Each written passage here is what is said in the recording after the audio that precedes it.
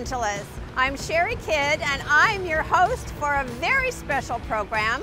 This is all about the beautiful Pacific Northwest, and we're in Port Angeles, Washington. This scenic town that's on the water with the mountains, the limping mountains behind us. We have mountains, we have lakes, we're an international host city right across from British Columbia, Canada. There's so much adventure here. So we're going to take you on a journey. Follow us as we show you all the excitement we have to offer in this beautiful Pacific Northwest. Come on, follow us, let's go, and we have much to explore.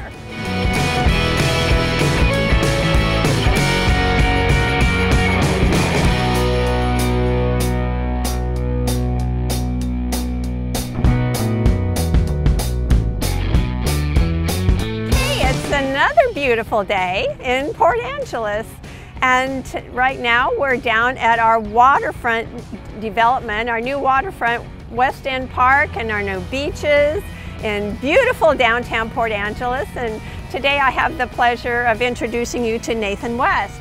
Nathan is the Director of Community Development here in Port Angeles, Washington.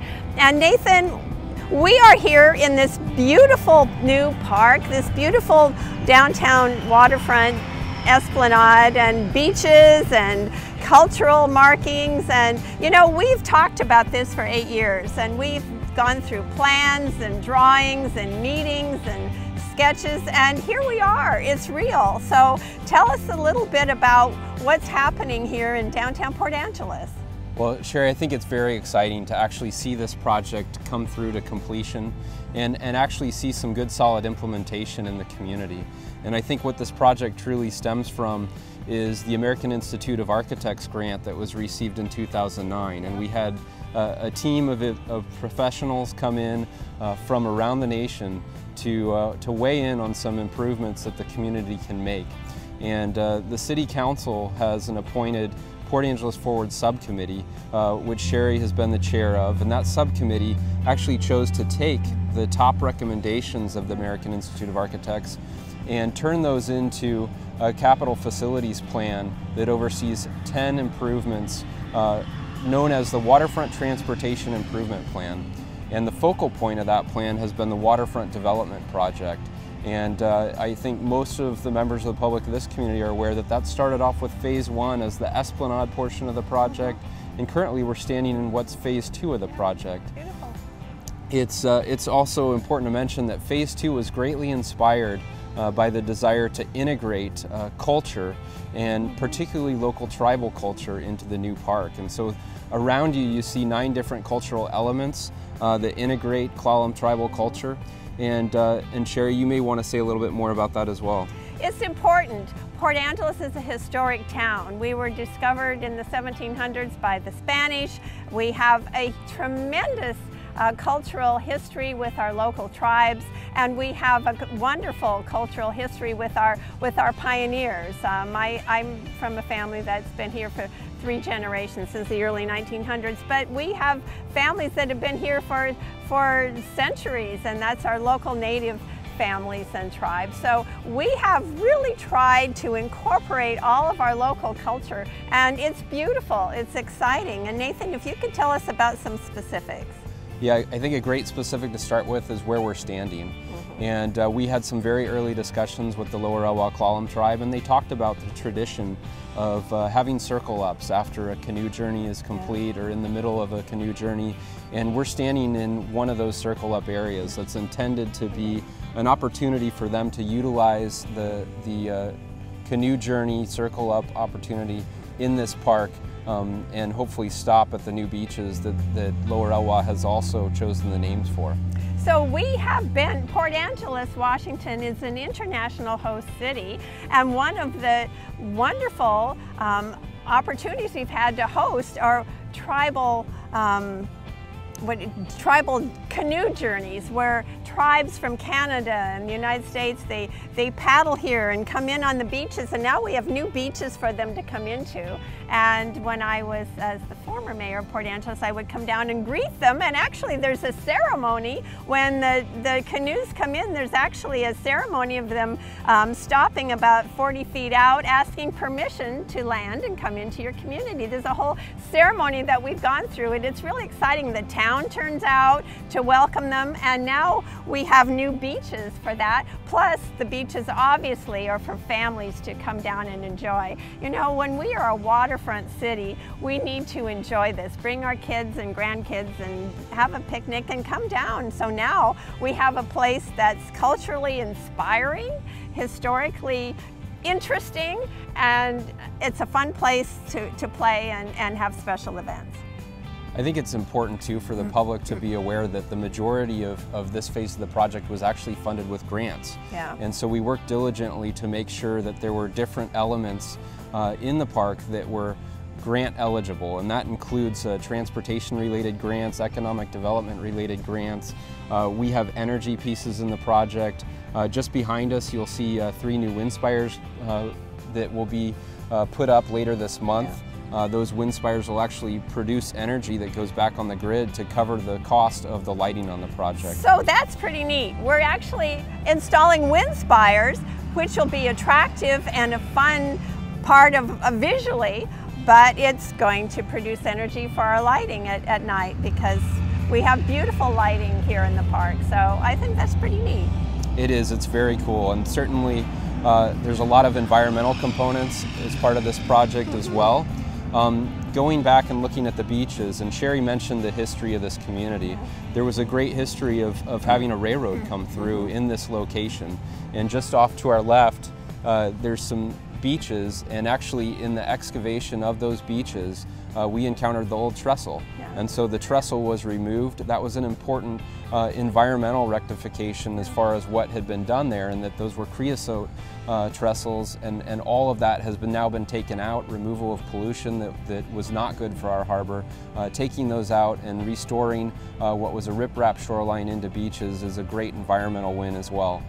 It is, and it's exciting for the community, because Port Angeles has been evolving for centuries, but now, you know, we're a waterfront community. We need to showcase our beautiful waterfront. We need to draw people down here. So now we have walkways, we have play areas, we have beaches, and it's beautiful. So when the Coho Ferry comes in now, we have over 3 million visitors every year just to see our park.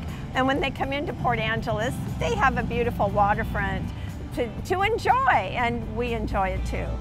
So let's talk about some specific features. We have some historical markers along here telling our history. And when you come to see us, we want you to read the markers. Nathan, if you could tell us about that. Yeah, we worked really hard to make sure that we had integrated the European history of the community and the settlement of the Port Angeles as a city, and integrating that with the long-standing tribal culture. And so you'll see alternating markers that reflect tribal history and that European history with key dates for the community, for the tribal community, really trying to do a better job of integrating those two communities as one, because that's something that's extremely important to the city of Port Angeles. Well, it's our land. We all share this, and we all take the pride in it, so it's here for all of us to enjoy and appreciate.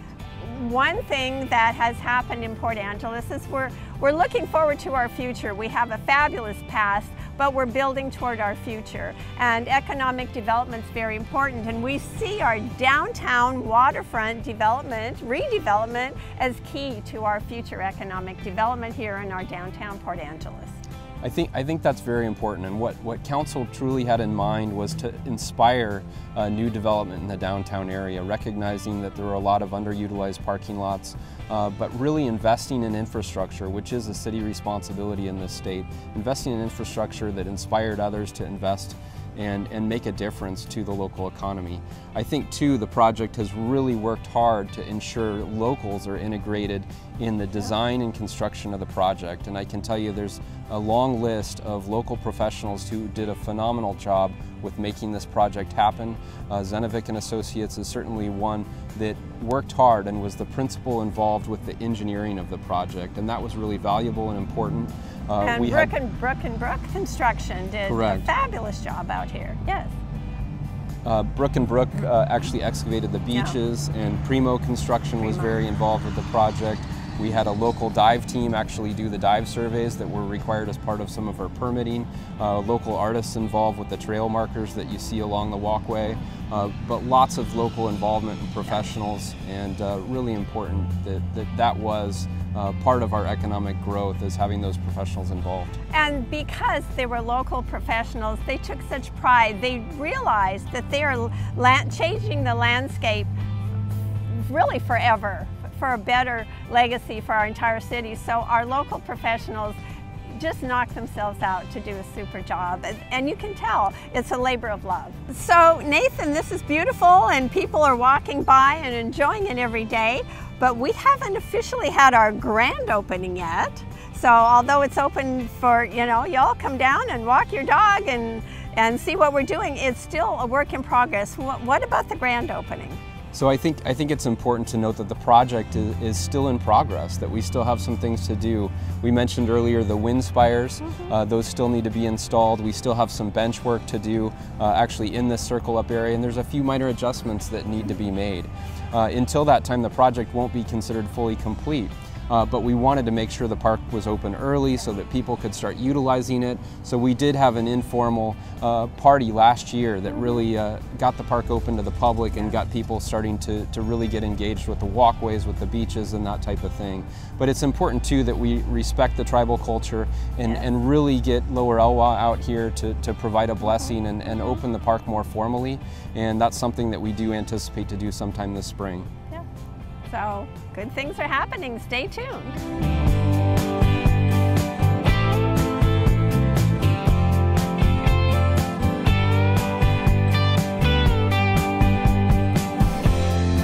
So here we are in beautiful downtown Port Angeles on our beautiful new beaches with Nathan West. I'm Cherie Kidd, your host, and I'm again welcoming you to Positively Port Angeles, and we're so excited to have these new beaches because this is our gift to the public. We're a beautiful waterfront city, but in the past this particular area was old railroad trestles, old riprap. It wasn't a place you came to play. It wasn't a place you came to bring your family. But Nathan, look what we have. This is fabulous. Again, this is so exciting to have this actually completed and a project that is completed to the point that the public's ready to use it and really engaged, and we're seeing good activity here both last summer and throughout the year. And one great thing is what we heard loudest in the public comment when we were doing the public process on the Waterfront Development Project was we really want to be able to access the water, and this is really about giving the waterfront back to the people of Port Angeles.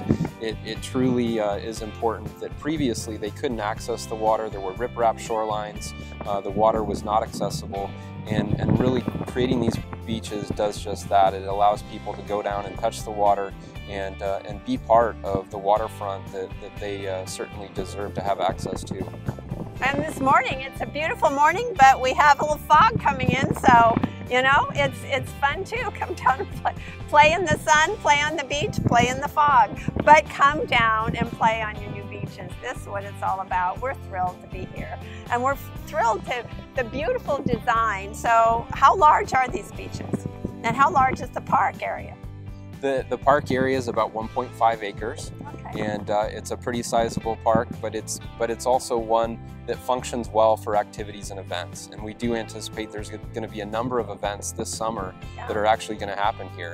And it truly is part of improving our tourism product so that we have more locations for events and really changing the way we look at and participate with both our visitors and our residents. Exactly. We have the internationally famous Crab and Seafood Festival. Now we have room to grow. We have our internationally famous Juan de Fuca Music Festival. We have room to grow. So not just for families and friends and visitors, but we can have festivities down here. We can have all kinds of cultural events. So this is exciting. This is our future, and it's now, it's real, and we're loving having enhanced our beautiful downtown waterfront.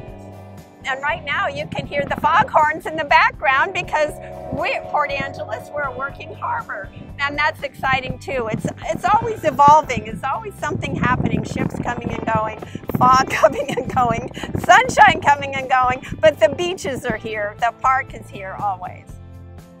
So thank you, Nathan. Thank you so much. Yeah, thank you very much for having me, Cherie. Appreciate you visiting us on Positively Port Angeles. We'll see you soon.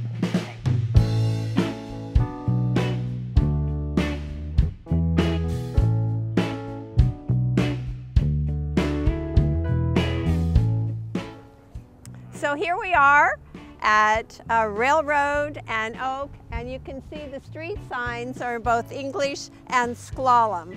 We're proud of our cultural history. We're proud of our native cultural history here, and all along our waterfront we've incorporated native signage and the native language as well as the English, because it is our community and we have so much to celebrate here and so much love for our community and our cultural history. So come and enjoy our park and come and see the beautiful native cultural signage and history. Come and learn about your community, come and play here. That's what it's for. We're looking forward to seeing you in downtown Port Angeles at your waterfront park. Thank you.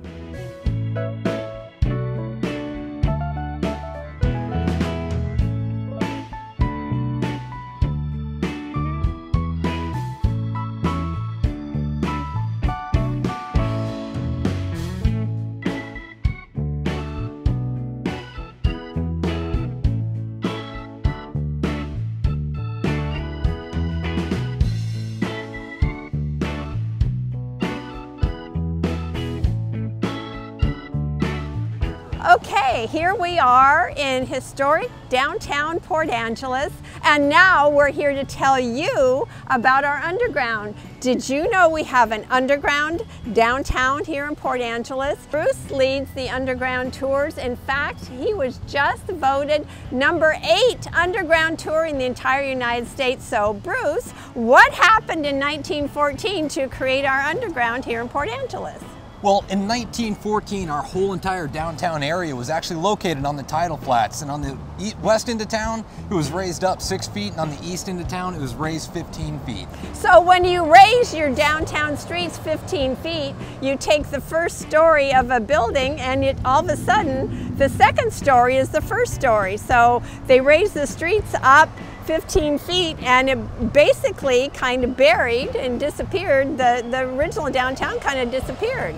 Absolutely. We actually have 7 buildings in the downtown area that are original, were built prior to 1914.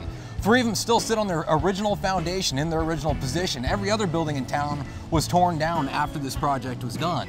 So underneath them are huge cavernous voids and wooden platforms that those buildings are set on. So where we're standing now actually is a huge big underground of the original downtown Port Angeles. It's exciting, it's very cool. Where we're standing right now is actually where the Aldwell building was, and the Aldwell building was the building that really kicked this whole process off. Thomas Aldwell was one of the original financiers for the project, and he had just built a big beautiful building right in downtown Port Angeles.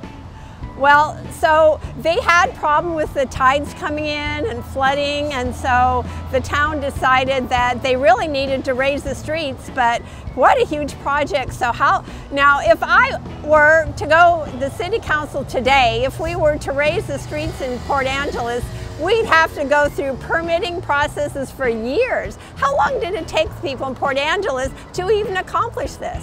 This process actually only took 6 months. And at the time, our town population was far smaller than it is today. They got it done. Absolutely, they did get it done. Just because there's a few favorable aspects that kind of conspired in their favor. So basically, up ahead was a big hill, and they took the hill and they pushed it into the downtown to create new streets. Absolutely, this hill just on the east side of town was known as a hogback. The process they used was called sluicing. They had an abundance of water in the local area. Sluicing was used in the California gold rush days. It was a high volume of water that they hit hillsides with and turned all that dirt into mud and ran it down the hill through the sluice boxes, and that's how they harvested their gold. Here we didn't have gold, so we just really wanted the mud, but it was a very effective process. So we actually built streets and sidewalks. You know, Port Angeles was established in 1890, and we had beautiful downtown on the waterfront, but because of the flooding, they actually decided to raise the streets, and in 1914 it created a whole new downtown, but it left the original, and we can tour, we can walk and actually into some of the old buildings. We've preserved part of our streets and part of our downtown for history, and we have tours every day. People come to Port Angeles, and part of their visit is to take the underground tour and really see our history. It's pretty exciting. Absolutely. We have got several historical points that we stop and visit. The oldest building in the downtown area, the Family Shoe Store, was actually built in 1890, the same year that the Port Angeles Township was established. So that was one of the original buildings that we have, and we actually do go visit that one as well. Okay, that's great. Well, we have a mural behind us that is actually tells the story of what happened, the huge change in Port Angeles in 1914, how we raised the streets, created the new downtown, and we have a beautiful, now one of our murals, we have lots of beautiful murals, but that kind of tells the history of this. So on the tour, do you actually get to go down into the underground? We absolutely do. There's been one stretch of sidewalk that was preserved that we still have access to, so we can go down into that original sunken sidewalk that was created by the sluicing of the hogback. So you actually get to go down into the underground and see the original storefront, right? We do, absolutely, absolutely. Yeah, and it's under the sidewalk now, which happened, you know, to all the original downtown. So it's pretty cool. So I know there's other cities. I know Atlanta has an underground. I know Seattle has an underground. There's a lot of cities that do, but Port Angeles is part of has a very fascinating underground. We absolutely do. Our underground was huge at one point in time, and unfortunately we couldn't maintain it for up until today. Yeah. But we were able to preserve that one stretch of sidewalk, and that gives us a great glimpse of what we had going on in this town at that point in time. So we preserved one full block of our underground, and that's for us to come and see our history, walk into our history, enjoy our history. It's really a special, unique feature of our downtown Port Angeles. It absolutely is. Okay. Well, thank you, Bruce. Well, thank you, ma'am. So real fast, what else do we do? if you want to set up a question and just talk about the schedule, or in case people want to take the tour, what do they need to know, where you meet, where you know, that sort of thing. Perfect. So, Bruce, we have this exciting underground, and you lead the underground tour. How do people know? How do we find you? How do we take the tour? Well, our tour starts at the Port Angeles Chamber of Commerce, Port Angeles Visitor Center down there. That's on Railroad Avenue. That is on Railroad Avenue, absolutely. And we run tours Monday through Saturday. During the summertime schedule, we run one at 10:30 in the morning and then one at 2 o'clock in the afternoon. Okay. If you need any more information, the Visitor Center is the place you can call, and they have all the answers you need. So our Chamber of Commerce Visitor Center is the place to go and find out about our underground tours. And the tour takes how long? It's going to take about 2 to 2.5 hours. Okay. And you learn the history of Port Angeles, and then we have a walking tour that shows you some of our historic buildings, because believe me folks, we have a very colorful history in Port Angeles. I'm not going to go into that. I will say we have a very colorful history, and you go into that on the tour. Absolutely, yes. Okay. Come and join us. It's downtown Port Angeles, waterfront town, underground excitement. Come and be part of it, and it's positively Port Angeles. Thank you. Great. And then just one more while we still have you real fast. Since you have the dress on, maybe you want to touch upon, you know, the period, and you know, touch on the dress, and that'd be good. Still. Okay, so the underground tour is representing basically Port Angeles in 1914. Many of us love our history, and I actually have, this is a family heirloom from basically the 1914 period. That was a great aunt of mine who was a debutante I was scolded by someone who told me that she would not have shown her ankles. She was shorter than I am, so I'm afraid showing my ankles is a little bit brazen. But I'm actually wearing, and they had gloves that didn't have the fingers in them, so I'm trying to dress. When I enjoy the underground tour, I try to enjoy the history, and clothes are part of the fun of our history. So this is actually an outfit that would have been from the 1914 era.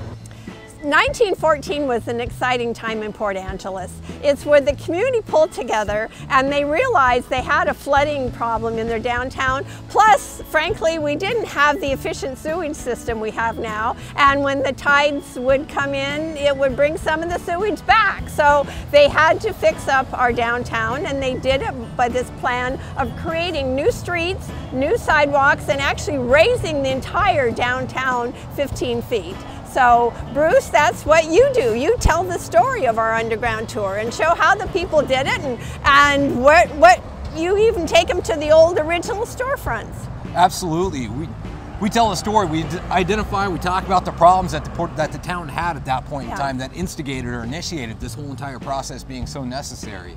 But during the tour, when we start walking around, we actually do go down underneath buildings. We go down underneath the sidewalk, and we do see that original 1913 and before store frontage down there. So the sidewalk is even exciting because they actually put glass in the sidewalk to let the sunshine, daylight through into the underground. Isn't that clever? That is incredibly clever, and you can see across down the sidewalk over here that there's bricks that run all the way down that allow the light to filter down into the underground. Yeah, you're actually walking back over 100 years into our history. It's pretty exciting that we can do that. Absolutely, I agree. So how are you interested in Port Angeles history? Why are you doing this tour? And people can come down, how many days of the week do you do the tour? We do the tour 6 days a week. Okay. I was really excited about this. I've always had an interest in history, but I grew up in this town. I'm a Port Angeles native. I left for a long time. I spent 12 years in the military, and I was gone for a few years after that. So I've actually just recently come back, and to have an opportunity to get involved in the history and to be what this town is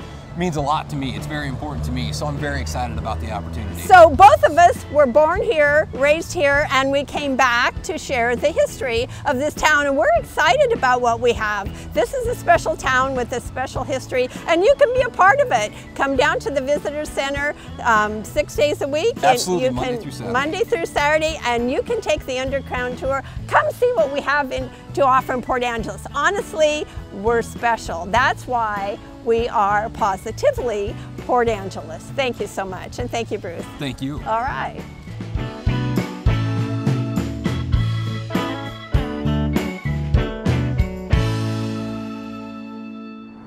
So we're standing above our underground Port Angeles, and the sidewalks have glass inserts because when you walk underneath the sidewalk, this lets in the sunlight and it's just lights up the underground bright as day. It's really brilliant, the things people thought of 100 years ago. So this is historic downtown Port Angeles, and we have many buildings that were originals.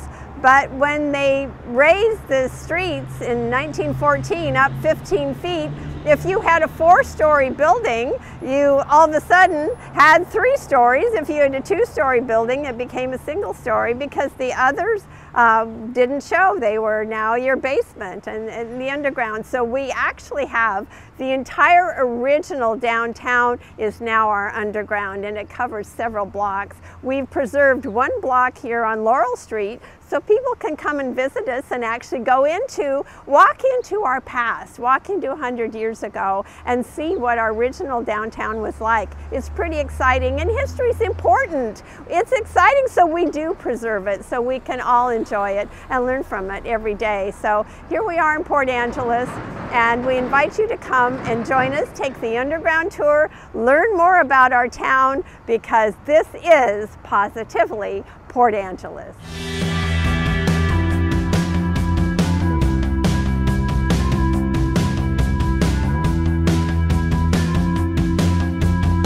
Well, continuing our journey and exploration of our beautiful Port Angeles downtown waterfront, we have come to a special treat, the Coho Ferry. So for decades, we have had the wonderful opportunity to ride the Coho Ferry from Port Angeles into Victoria, British Columbia. So in 90 minutes, you can travel to another country, and it's like you're going back into old England.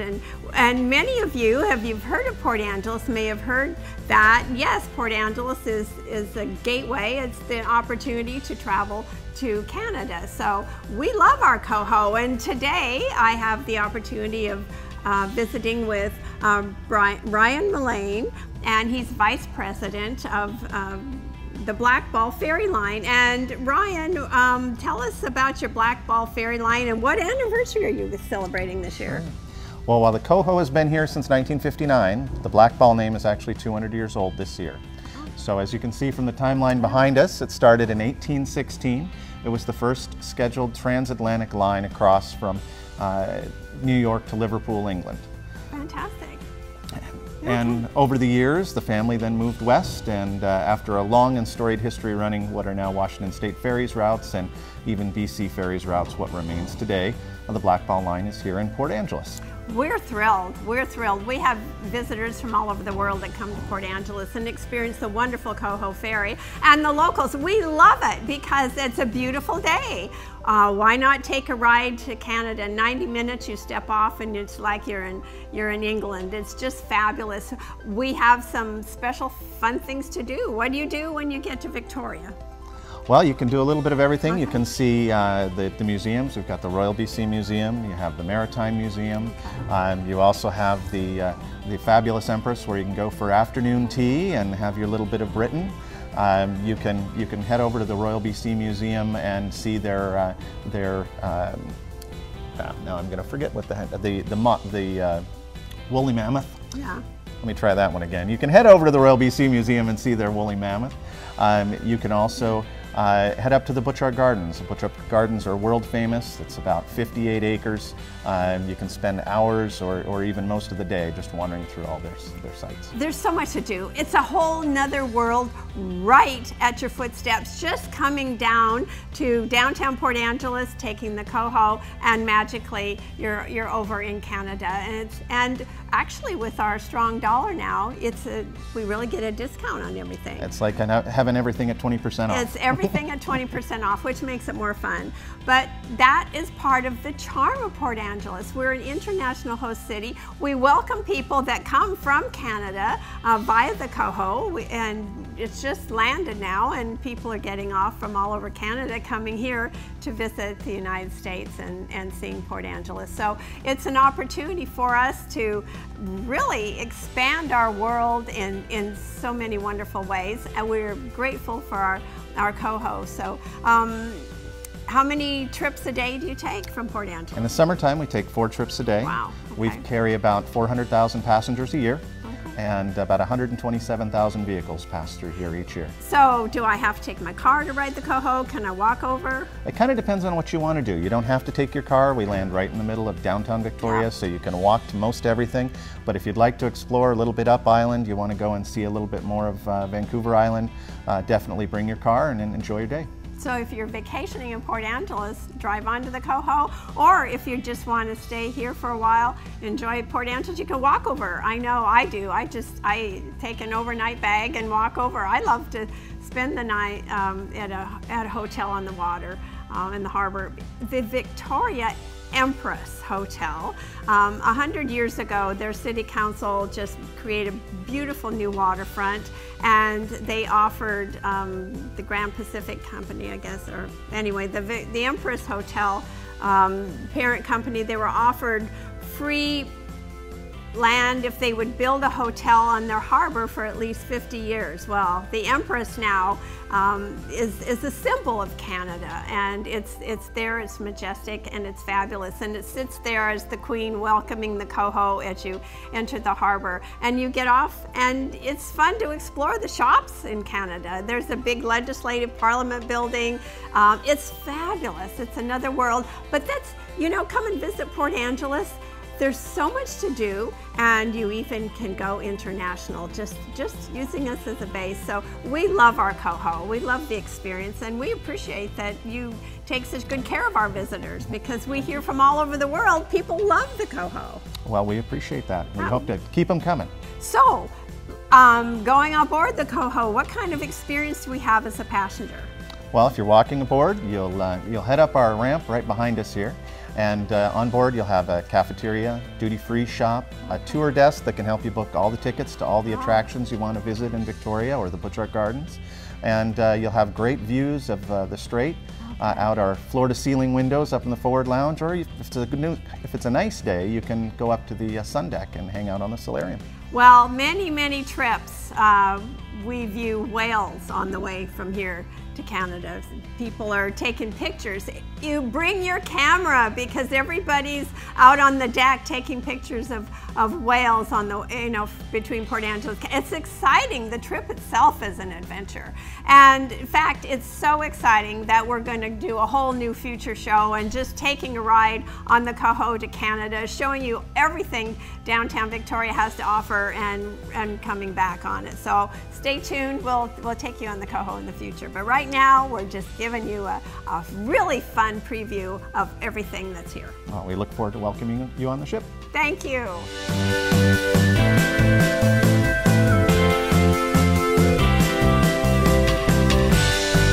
We're back. We're at the coho, and now I'd like to introduce you to my friend Rian Anderson, Vice President of Blackball.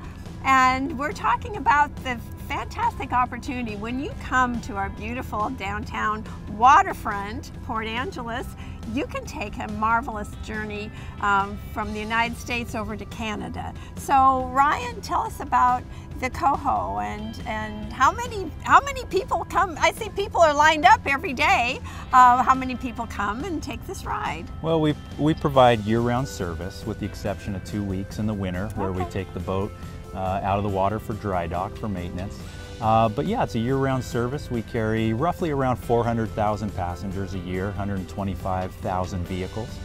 Where do people come from to come to Port Angeles to take the coho to Victoria, British Columbia, and on to Vancouver Island? Where are your passengers from? Well, the majority of our passengers, of course, are those that are nearby, which is Washington State and British Columbia.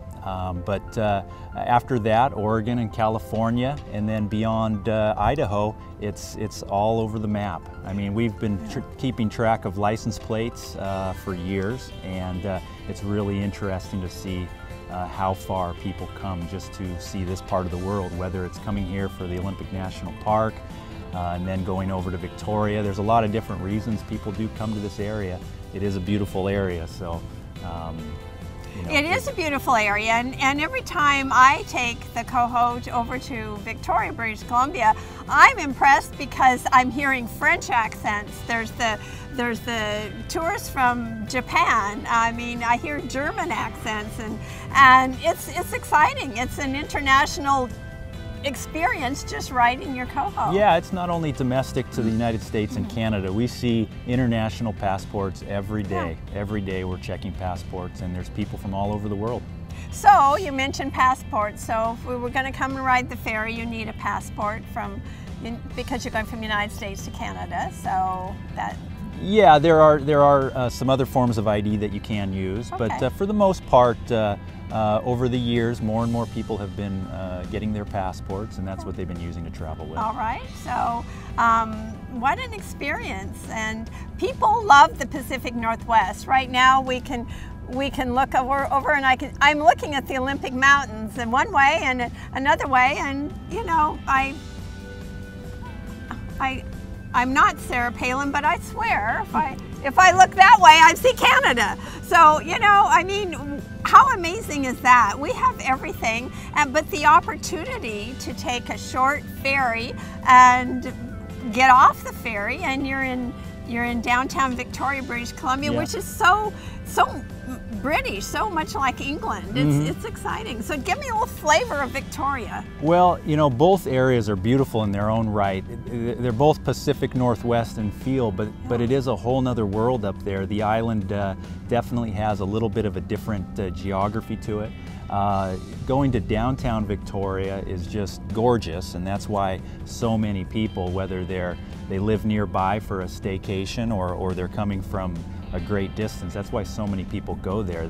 It's definitely a unique city, a small city, but the charm downtown and the amount of different accommodations where people can stay and just really have a nice time. That's what Victoria's always had going for it. It's fabulous. It's a fabulous place to stay. And also, frankly, today here in Port Angeles, Washington, look at the sunshine. This is a beautiful day. In Victoria, it's kind of like the Miami of Canada because it's known for their mild, pleasant weather. Yeah, it's right there in the southwest corner of Canada, and it really, the weather probably doesn't get any better. Okay, Ryan, so once I'm aboard the Coho, it's 90 minutes until I'm in downtown Victoria. Tell us a little bit about the trip. I know people get their cameras out because there's whale spottings and the seagulls fly alongside, and it's beautiful as we leave the Olympic Mountains and go across and have Canada coming into view. So, and tell us a little bit about the trip. And we know there's a lot of ships going up and down the strait, so. Yeah, well, the wildlife, you can see wildlife while out on board. People are watching for that all the time. Like you say, they've got their cameras. There are whales out there. We can't guarantee that you'll always see them, but at times people do get to see them. As far as going across,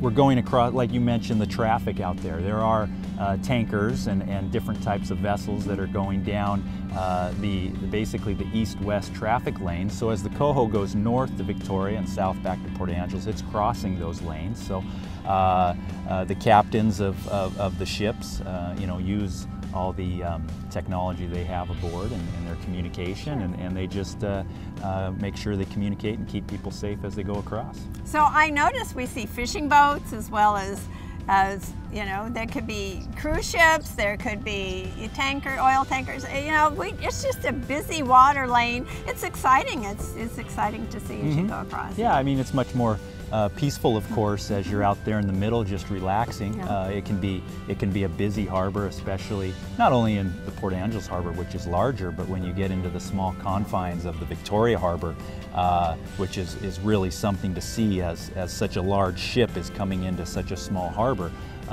They've been doing it for 65 years now, and on the Coho, and it's really something to see. So, Ryan, you have made a lot of improvements. This is a whole new dock area and walkway for the passengers exiting. I appreciate the fact that you've worked in partnership with the City of Port Angeles as we have developed our new downtown waterfront park and beaches and Esplanade walkway with the beautiful lighting and landscape. We've worked with you as you have improved your facility here. So. Yeah.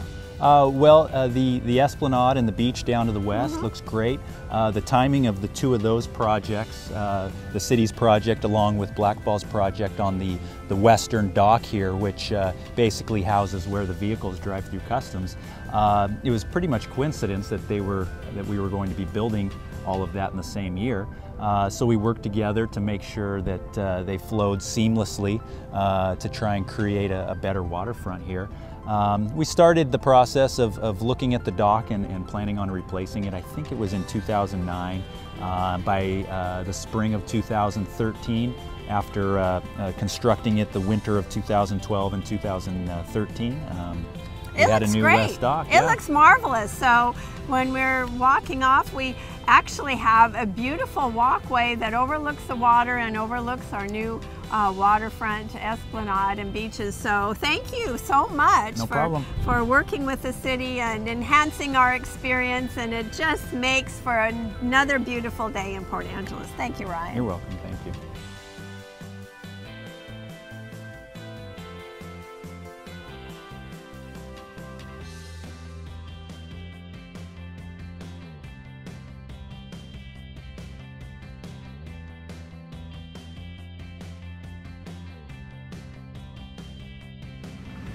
Well, thanks for joining us on this journey. We've had an adventure today. We've looked at a beautiful new waterfront that incorporates Native American culture as well as our own exciting history.